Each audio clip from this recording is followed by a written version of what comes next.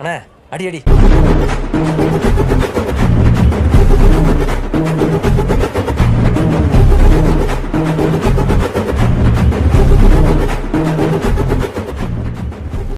இப்போது என்னோட சந்தோஷம், என்னோட மகிழ்ச்சி, என் லைஃப்பில் எவ்வளவோ சோகங்கள் இருந்திருக்கு. எல்லா மனுஷனுக்கும் மகிழ்ச்சியாக மட்டுமே இருந்திருக்க மாட்டான். எப்போவுமே மேலே இருக்கிறவன் கீழே வருவான், கீழே இருக்கிறவன் மேலேயும் போவான்.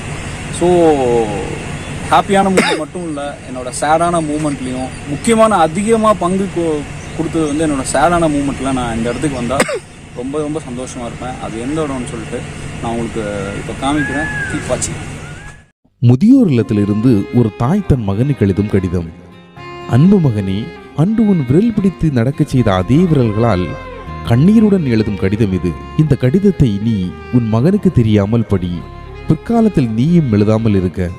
தினம் தினம் ஏங்கி நிற்கிறேன், நீ திரும்ப அழைத்து சொல்ல வருவேன் என்று சொன்ன வார்த்தைகளை நம்பி என்ன தவறு செய்தேன் என்றே எனக்கு தெரியவில்லை.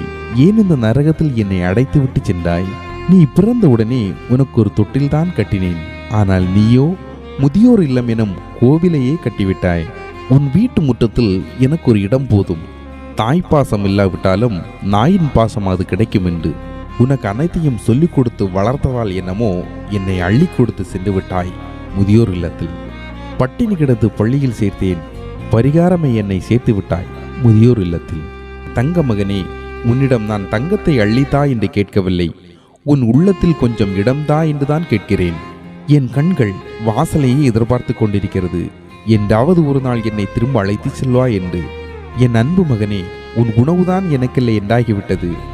ஒருவேளை இந்த கடிதத்திற்கு பதில் போடலாம் என்று நீ நினைத்தால் தபால் தலையை எச்சிலால் அல்ல, ஒரே ஒரு சோற்று பொறுக்கையால் ஒட்டி அனுப்பு.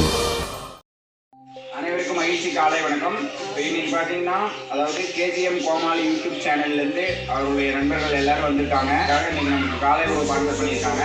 அவங்களுக்காகவும் அவங்களுடைய குடும்பத்தாருக்காகவும் நண்பர்களுக்காகவும் நம்ம ஒரு பிரார்த்தனை பண்ணிக்கலாம். அனைவரும் கண்களை மென்மையாக மூடிக்கொள்வோம். அனைவருக்கும் மகிழ்ச்சி இல்லத்தே காலை வணக்கம். குடும்பத்தார் அனைவரும், உறவினர் அனைவரும்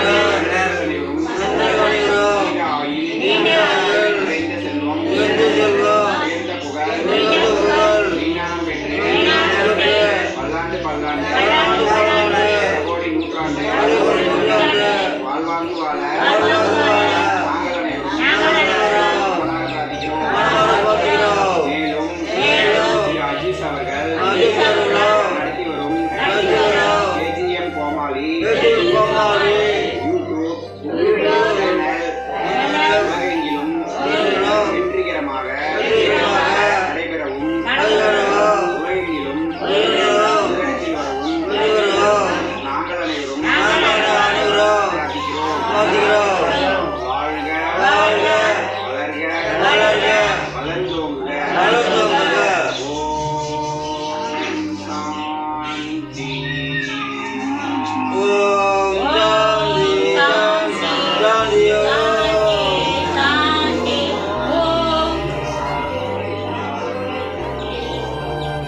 அனைவருக்கும் அன்பு கலந்த அமைதி கலந்த நன்றி நிறைந்த மகிழ்ச்சி வணக்கம். வாழ்க வளர்க. அவங்க ஆசையே அவங்களே நிறைவேற்றிக்கிட்டா.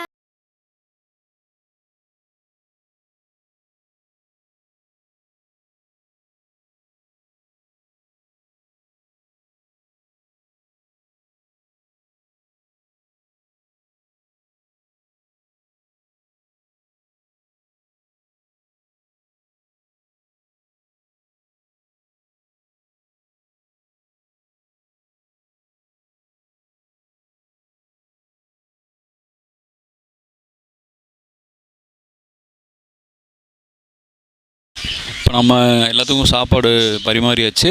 இப்போது சார்கிட்ட வந்து நம்ம பேசுவோம். வணக்கம், அனைவருக்கும் வணக்கம். மகிழ்ச்சி கருணை இல்லத்தினோட நிறுவனர் விஜயகுமார். நாம் வந்து மகிழ்ச்சி கருணையில் வந்து திருப்பூர் மாவட்டம், ஊத்துக்குளி வட்டம், செங்கப்பள்ளியில் இருக்குது. மொத்தம் 45 ஆதரவற்ற முதியோர்கள் இருக்காங்க. இங்கே இருக்கிற முதியோர்கள் எல்லாமே 60 வயசுக்கு மேலே சாலையோரங்களில் சுத்தமாக ஆதரவு இல்லாமல் இருக்காங்க இல்லைங்களா, அந்த மாதிரி இருக்கிற முதியோர்கள் மட்டும் வச்சு நடத்திட்டு இருக்கோம். இப்போ இந்த ஆசிரமம் வந்து 5வது வருஷமாக நடந்துட்டு இருக்கு. இது வாடகை கட்டிடத்தில் தான் நடந்துட்டு இருக்கு. இப்போ வந்து இந்த 5 வருஷத்தில் நம்ம ஒரு 25 பேர்த்தை வந்து சொந்தமாக அடக்கம் பண்ணியிருக்கோம். அதனால் வந்து இப்போ நமக்கு வந்து பார்த்தீங்கன்னா உதவி அப்படின்னா பார்த்தீங்கன்னா உங்களுடைய இந்த வீடியோஸ் பார்க்குற நீங்கள் உங்களுடைய பிறந்த நாள், திருமண நாள், உங்களுடைய வாழ்க்கையினுடைய மறக்க முடியாத நாட்களில் முதியோர்களுக்கு வந்து ஒரு வேளை உணவு கொடுத்து ஹெல்ப் பண்ணலாம். அது வந்து நீங்கள் பணமாக தான் கொடுக்கணும் அப்படிங்கிறது இல்லை.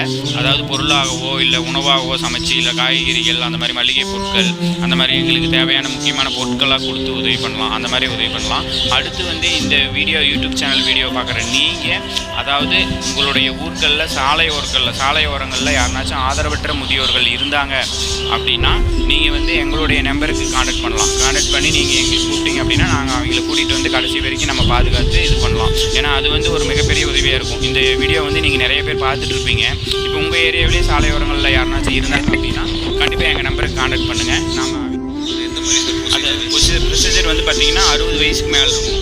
60 வயசுக்கு மேலே இருக்கணும். தொடர்ந்து நீங்கள் 2-3 நாள் ரோட்லேயே இருக்காங்க அப்படின்னு வாட்ச் பண்ணிங்க அப்படின்னா கண்டிப்பாக நீங்கள் எங்கள் நம்பரை கான்டாக்ட் பண்ணிவிட்டு அப்புறம் நம்ம வந்து எங்கள் நம்பரை கான்டாக்ட் பண்ணிவிட்டு பக்கத்தில் இருக்கிற ஸ்டேஷனில் இன்ஃபார்ம் பண்ணலாம். லீகலாக வந்து ஸ்டேஷனில் பக்கத்தில் இருக்கிற ஸ்டேஷனில் இன்ஃபார்ம் பண்ணிவிட்டு நாங்கள் இந்த மாதிரி மகிழ்ச்சி கண்ணத்தில் கொண்டு போய் விடுறோம்னு சொன்னீங்கன்னா அப்புறம் ஸ்டேஷனில் ஒரு லெட்டர் கொடுப்பாங்க. அதை வாங்கிட்டு கொண்டு வந்தீங்கன்னா நம்ம அட்ரஸ் பண்ணிக்கலாம். இப்போ நம்ம சேர்க்கறது மட்டும் இல்லாமல் அங்கேருந்து கூட்டிகிட்டு வரவங்க வந்து அமௌண்ட் எதுவும் பே பண்ணுற மாதிரி இருக்குமா? அந்த மாதிரி நம்ம எதுவும் வாங்குறதில்ல. நம்ம ஏன்னா சுத்தமாக யாரும் இல்லாதவங்களை தானே எடுக்கிறோம். அதனால் வந்து இவங்ககிட்ட ₹1 கூட நம்ம அமௌண்ட் எதுவும் வாங்குறதில்ல. சுத்தமாக நம்மளை மாதிரி உங்களை மாதிரி பிறந்த நாள், திருமண நாள் அந்த மாதிரி வராங்க பார்த்தீங்களா, அதை வச்சு தான் நம்ம மெயின்டைன் பண்ணிட்டு இருக்கோம். இது வாடகை கட்டடம் அப்படிங்கிறதுனால கொஞ்சம் ரொம்ப கடினமாக தான் போயிட்டு இருக்காது. கோவிட் டைம் அப்படிங்கிறதால ரொம்ப கஷ்டமாக தான் போயிட்டுருக்கு.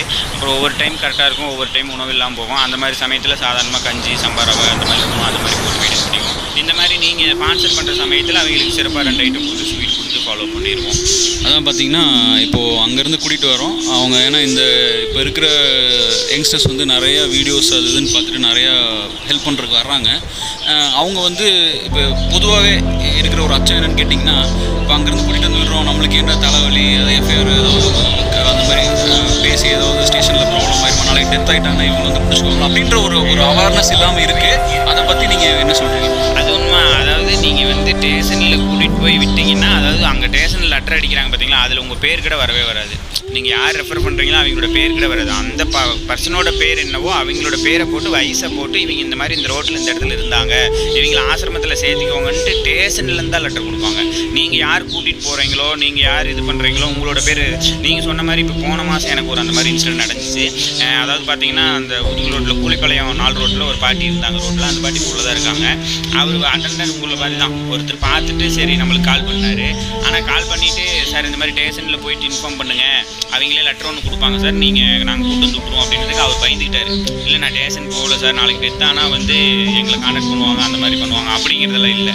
அதாவது நமக்கு வந்து ஸ்டேஷனுங்கிறது ஒரு ப்ரூஃப் எதுக்காக அப்படின்னா நாளைக்கு பிற்காலத்தில் வந்து யாரும் ஒரு நம்மளை பிரச்சனை பண்ணக்கூடாது அப்படிங்கிறதுக்காக ஸ்டேஷனில் லெட்டர் வாங்கிக்கிறோம்.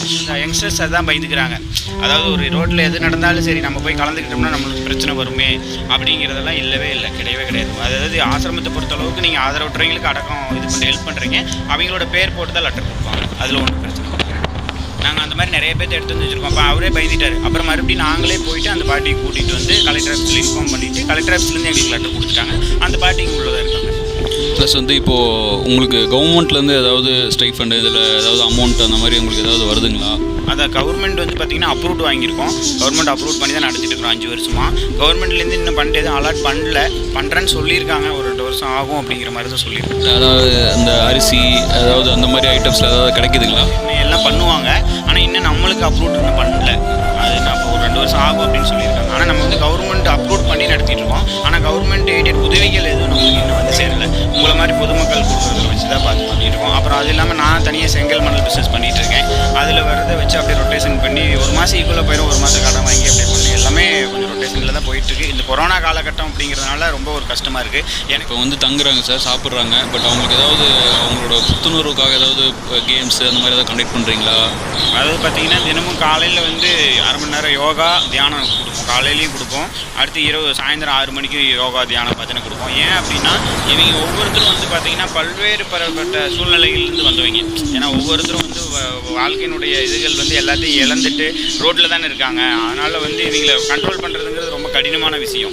அதனால் பல்வேறுபட்ட சூழ்நிலையிலேருந்து வந்ததுனால இவங்களுக்கு வந்து அந்த நம்ம அந்த தியானம் யோகா அந்த மாதிரி கொடுத்தோம்னா இவங்களுக்கு அந்த மனசு ரிலாக்ஸாக இருக்கும். அதனால தான் நம்ம இந்த மாதிரி இடத்தையே செலெக்ஷன் பண்ணுவோம். ஏன்னா வந்து டவுனில் வந்து அது செட் ஆகாது அப்படின்ட்டு இயற்கையாக இருக்கணும், இயற்கையோட ஒத்து இருந்தால் தான் அவங்களுக்கு செட் ஆகும். எந்த ஒரு பொல்யூஷன் எதுவுமே இருக்கக்கூடாது அப்படிங்கிறதுனால தான் இந்த இயற்கையான சூழலில் நம்ம மகிழ்ச்சி பார்க்குற காங்கேயம் கோமாளி சப்ஸ்கிரைபர்ஸ் எல்லாருமே வந்து சாருக்கு சப்போர்ட் பண்ணுங்கள். உங்களால் முடிஞ்ச ஒரு வேளை உணவு நம்ம என்னென்னமோ பண்ணுறோம், ஒரு ஹோட்டல் போகிறோம், ஒரு ஹோட்டல் சும்மா நார்மலாக இன்றைக்கி இருக்கிற ஹோட்டல்ஸ் போனீங்கனாலே ஒரு 500 1000 அசால்ட்டாக வந்து செலவு பண்ணுற ஒரு விஷயந்தான். யாரையும் நான் தப்பு சொல்ல வரல. பட் உங்களால் என்ன முடியுமோ ஒரு சின்ன சோப் வாங்கி கொடுத்தா கூட அவங்களுக்கு அது ஒரு ஹெல்ப்ஃபுல்லாக தான் இருக்கும். அதனால் பார்க்குறோம் ஏதோ அவங்க சொன்னாங்க சார் பேசினார் அப்படின்ட்டு அதோட விட்டுறாமல் உங்களால் முடிஞ்சதை தயவு செஞ்சு கொஞ்சம் ஹெல்ப் பண்ணி கொடுங்க. நன்றி. உங்கள் பேர் என்ன? என் பேர் சரோஜினி. நீங்கள் எந்த ஊர்? சொந்த ஊர்? திருப்பூர் தென்னம்பாளையத்தில் இருக்கோம். எனக்கு 2 பொண்ணு 2 பையங்க. எல்லாமே குடும்பத்தோடு இருக்காங்க. கொள்ளு பேரனுங்களா 4 பேர் இருக்காங்க. கொள்ளு பேரை வந்து என்னை வாழ்த்தி அனுப்புனான். 5 வயசு ஆச்சுங்க. பாட்டி நீங்கள் அங்கே போய் மாத்திரை மருந்தெல்லாம் சாப்பிட்டுட்டு நல்லா இருங்க, நான் வந்து உங்களுக்கு சௌக்கியம் பண்ணுறேன் அப்படின்ட்டு அவங்க வாழ்த்தி அனுப்புனேன். ஏன் என்ன காரணத்துக்காக உங்களை வந்து இங்கே விட்டாங்க? எல்லாரும் வாடகை வீடு நம்மளெல்லாம் வச்சுருக்க முடியாது. இன்னும் அசிங்கம். நாங்கள் ஒரு ரூம் நமக்கு வேணும், ஒரு ரூமில் இருப்பாங்க, நமக்கு தனி ரூம் வேணும். இல்லாமல் நடக்க முடியாதவங்க எல்லாம் பண்ணிகிட்ருப்போம். அதனால் அவங்க வேலைக்கு போகிறவங்களை தனியாக வச்சு பார்க்க முடியாது, வசதியும் கம்மி. அதனால் வந்துட்டு இந்த மாதிரி கொண்டு போய் விடுறோம், நீங்கள் நல்லா இருங்க அப்படின்ட்டு நீங்கள் நல்லா வச்சுக்கிறேன். பசங்க இருந்தும் பேரங்க இருந்தும் பார்க்காம குழந்தை இப்படி விடுறாங்க இல்லையா, அவங்களுக்கு நீங்கள் என்ன சொல்ல விரும்புகிறீங்க? இப்போ நம்ம வந்து எல்லாமே பார்த்து முடிச்சிட்டோம். இப்போ அவங்க இப்போ தான் ஆரம்பம். இப்போ நம்மளை பார்க்கும்போது அவங்களோட சுதந்திரம் எல்லாம் வீணாக போகுது. அதெல்லாம் நாங்கள்லாம் முடிச்சிட்டோம். எங்களுக்கு எந்த கஷ்டம் வந்தாலும் சரியே, நீங்கள்லாம் நல்லா இருந்தால் போதுன்னு தான் நாங்கள் ஆண்டவனை கும்பிட்டுட்டு எங்களுக்கு எந்த நிலைமை வந்தாலும் சரி நல்லா சுகத்தில் தான் இருக்கோம். ஆனாலும் அதுக்கு மீறி நம்மளுக்கு கஷ்டம் வந்தாலும் நாங்கள் பொறுத்துக்கிறோம், நீங்கள்லாம் நல்லா இருங்கன்னு சொல்லி ஆண்டவனை கும்பிட்டுட்டு. இதுதான் தாயோட மனசு. என்ன வந்து நீங்கள் இண்டிவிஜுவலாக கேட்டிங்கன்னா நான் வந்து இதுக்கு நான் ஒத்துக்க மாட்டேன். வந்துருச்சு ஆஸ்பத்திரி தூக்கிட்டு போனேன். இப்போ அவன் நல்லா நடக்கிறான். அவன் தான் இப்போ நம்ம வந்து அவன் பொண்டாட்டி பிள்ளையோடு இருக்கிறான், அவன் சுகமாக இருக்கிறான், வீடு வாசலெல்லாம் இருக்குது. பொண்டாட்டியை அவங்க அம்மாவை பார்க்க மாட்டோம், எங்களுக்கு கஷ்டம் அப்படின்னாங்க. அவன் பார்த்து அப்புறம் எல்லாம் பண்ணி கொண்டாந்து இங்கே விட்டுட்டான். உங்களால் முடிஞ்ச ஏதோ ஒரு நீங்கள் சாப்பிட்றதுல மிச்சமான இருக்கிறத கூட போட்டுட்டு நீங்கள் வீட்டில் வச்சுங்க தயவு செஞ்சு. நீங்கள் என்ன தான் நீங்கள் வந்து இங்கே ஃப்ரெண்ட்லி சுச்சுவேஷனு அவங்க வந்து நல்லா இருந்தாலும் உள்ளுக்குள்ளே, அதாவது நான் யாரையுமே குறை சொல்ல, எல்லா இல்லத்துக்காரரும் நல்லா பார்த்துக்கிறாங்க. அதுவும் இது வந்து இருக்கிறதுலே டாப் கிளாஸ். எனக்கு தெரிஞ்சு நான் போன இடத்த விட இங்கே வந்து ரொம்ப பெஸ்ட்டு. சார் வந்து 30 இயர்ஸ் தான் ஆகுது சாருக்கு. இந்த வயசில் வந்து இந்த அளவுக்கு பண்ணுறது வந்து சாதாரண ஒரு விஷயம் கிடையாதுங்க, ரொம்ப ரொம்ப பெரிய விஷயம். நான் வந்து சாருக்கு நான் எப்போவுமே தலை வணங்குறேன். அவருக்கு எந்த ஹெல்ப்னாலும் என்னை கேளுங்க சார், நான் வந்து பண்ணித்தரேன்னு சொல்லியிருக்கேன். நல்லா பார்த்துக்கிறாங்க சார். சாப்பிட்டீங்களான்னு கேட்குறாங்க, படுக்கிறீங்களா, தூக்கம் வருதா, மாத்திரை சாப்பிட்டீங்களான்னு கேட்குறாங்க சார். எல்லாம் பார்த்துக்கிறாங்க சார். அதனால தான் 2 வருஷமாக இங்கேயே இருக்கிறேன். மருமக செத்தா கூட சொல்லிவிடாதுன்னுட்டு போயிட்டா. கண்ணு தெரியுது சார், கண்ணு பற முடிக்கிச்சா, இந்த கண்ணும் பாதி முடிக்கிச்சு. நீ கீழே பார்வை தான் தெரியுது. கீழே பார்த்துட்டு போகிறேன் வரேன். பறிச்சிடுவேன். அம்மா பூ சாமி பூவெல்லாம் நான் தான் கட்டுவேன் சார். அழுகாதீங்க, நாங்களாம் இருக்கோம்ல, அழுகாதீங்க. நாங்கள் வந்தோம், அப்பப்போ பார்த்துக்குறோம், சரியா? தைரியத்தில் தான் இருக்கு. இங்கே வரங்காட்டி கொஞ்சம் நிம்மதி இருக்குதுங்க. அங்கே இருக்கங்காட்டி நிம்மதி இல்லைங்க. ஒரு பையன் இருந்தால் ஒரு மாதிரி பேசுகிறான், மருமவா இல்லாதப்போ ஒரு மாதிரி பேசுகிறான். அதை கேட்கறதுக்கு இங்கே இத்தனை பேரும் பேசுகிறத கேட்டாவே ஒரு மனசு நிம்மதி. சாரும் நல்லா பார்த்துக்கிறாங்க, மேனேஜர் சாரும். மாத்திரை சாப்பிட்டீங்களான்னு கேட்குறாங்க, தூங்குறீங்களா அப்படின்னு. சரி, உங்கள் கண்ணை தொடச்சிங்க, அழுகாதீங்க, சரியா? உங்கள் பையன் வந்து இந்த வீடியோ பார்க்குறதுக்கு வாய்ப்பு இருக்குது. உங்கள் பையனோ பேரனோ உங்கள் மருமகளோ பார்க்குறதுக்கு வாய்ப்பு இருக்குது. சரி, அப்படி பார்த்தா நீங்கள் அவங்களுக்கு என்ன சொல்ல விரும்புகிறீங்க? ஆசிரமத்தில் கொண்டு வந்து விட்டதுக்கு நான் ரொம்ப நல்லா இருக்குதப்பா. நீங்கள் வந்துட்டு பின்னாடி வந்து இந்த மாதிரி ஒரு சூழ்நிலை ஏற்படுத்தாமல் நீங்கள் எல்லோரும் நல்லா பார்த்துக்கணும், தாய்மார்கள் எல்லாம் நல்லா பார்த்துக்கணும் அப்படின்னு சொல்லி ஒரு நல்லது சொல்லுவோம். உங்கள் பையனோ உங்கள் மருமகளோ இந்த சேனலை பார்க்குறாங்கன்னு வச்சுக்கோங்க, அவங்களுக்கு நீங்கள் என்ன சொல்ல விரும்புகிறீங்க? நான் இங்கேயே இருந்துக்கிறேன்ப்பா, நான் இங்கே வரல, வந்து உங்களுக்கு சிரமம் கொடுக்க மாட்டேன், இங்கேயே நல்லா பார்த்துக்கிறாங்க, நான் இங்கேயே இருக்கிறேன், நான் வரலப்பான்னு தான் சொல்லுவேன். இந்த மாதிரி கொண்டு வந்து விட்டுட்டு நாளைக்கு நீ இப்படிதான் அவன் நினைப்பீங்களா இல்ல வந்து அவங்களுக்காக வேண்டிக்குவீங்களா? தப்பா பார்த்தலாம் அவங்க நல்லா இருக்கணும் எங்களோட. இதான் வந்து தாயோட மனசு. எதுக்கு அப்படி சொன்னோம்னா அவங்க என்ன சொல்றாங்கன்னு பாருங்க. நீங்க இவ்வளவு கொடுமை பண்ணியும் அவங்க வாயிலிருந்து என்ன வருது? நீங்க நல்லா இருக்குப்பான்னு தான் வருது. அவங்க நல்லா இருக்கணும். எங்களோட நாங்கள் பொழைச்சாச்சு, எங்களுக்கு முடிஞ்சு போச்சு. அவங்க என்ன பொழைக்கிறவங்க நல்லா பொழைக்கணும், பேர பிள்ளைகளும் நல்லா இருக்கணும். எங்களோட போகட்டும், அவங்க நல்லா இருந்தால் சரி. கூப்பிட்டா கூட நான் போக மாட்டேங்க. இங்கேயே நல்லா பார்த்துக்கிறாங்க. அங்கே போனால் மட்டும் என்ன, அதே சோறு தான் இங்கே பலகாரத்தோடு போடுறாங்க. அங்கே போடுறத திங்கணும். ஆமாம், அவங்க சாப்பிட்டுட்டு தான் போடுவாங்க, சாப்பிடுவோம். மகிழ்ச்சி கருணை இல்லம், ஆதரவற்ற முதியோர்கள் மகிழ்ச்சியோடு வாழும் இல்லம். உங்கள் பிறந்த நாள், திருமண நாள், முன்னோர்களின் நினைவு நாள், உங்கள் தொழில் நிறுவனங்களின் ஆண்டு விழாக்கள் போன்ற நினைவுகூரும் மறக்க முடியாத நாட்களை முதியோர்கள் மூலம் அவர்களின் ஆசீர்வாதத்துடன் கொண்டாடி மகிழ்ந்திட ஒருவேளை உணவு அல்லது ஒரு நாள் முழு நாள் உணவளித்து உதவிக்கரம் நீட்டிட தொடர்பு கொள்ளலாம். தொடர்புக்கு மகிழ்ச்சி கருணை இல்லம், செங்கப்பள்ளி, செல் 9976712008.